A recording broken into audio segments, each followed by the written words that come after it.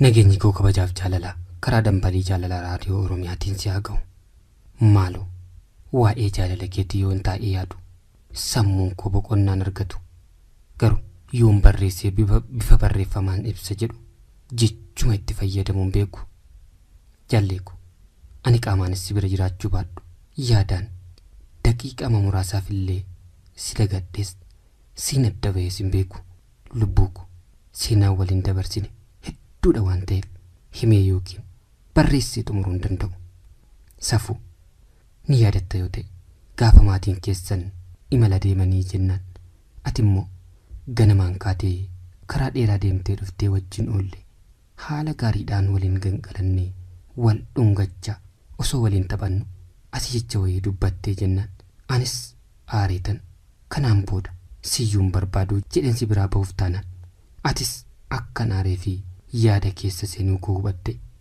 harkaan akka ni gad hin baaneef naafoo gorte immaan kees boqoo keerra gad lola'e gajjettee miilla koo qabattee jennaanan anis dafee lafaa ol si qabe achumaanan ofitti si hirkise ati immoo morma koo jalatti maxxantee harka kee garanaa garasiin natti martee boo'icha keetti fufte jaalleeku hirkifattee boo'uun kee anas nama rare ati callisuu dinnaan anis si wajjiniin boo'e atis boo'icha koo garaan waan si dadhabeef ofii boo'icha dhiifte na sussubu'ee galte safu sanaan booda anis dhiifama siif godhe atis jecha dubbatte sanaaf hammeenyaaf akkan dubbane ammarra deddeebite naa ibsite lubbuu kiyya garaadhaan naaf dhiifteere jettee na gaafachuun kee jaalalli keenya irra caalaatti akka lafa qabatu taasise. Kana hunda ni yaadatta jedhee yaada.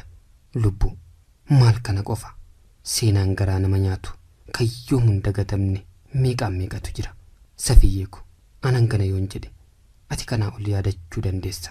Jaalalli keenya akka hidda odaatti lafa keessa bittinnaa'ee akka lafa qabatee jedhu waadaa jaalala dallaa shubootiin ijaarame umrii dheeraa turu kan diigamuu hin dandeenye akka ijaarame abdiin qaba.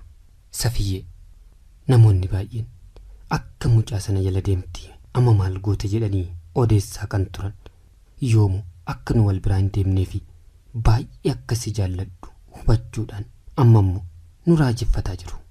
Lubbuu ko ilaalchi wal dhabde yoomiyyuu gidduu keenyatti akka nu mamne nan beeka. Sin jaalladha lubbuu ko gaafa waaqni jedhe gaa'illi nu jidduutti ni uumamaatii hangasiifuu nagaan siif hawwa. Sin jaalladhas jaalallee gosa fiyaa shigdootii fi Godinaarsii aanaa honkoloo waabeetti kan argamtuuf jaalallee kee Muzayyan Waadeeti Asallaarraa.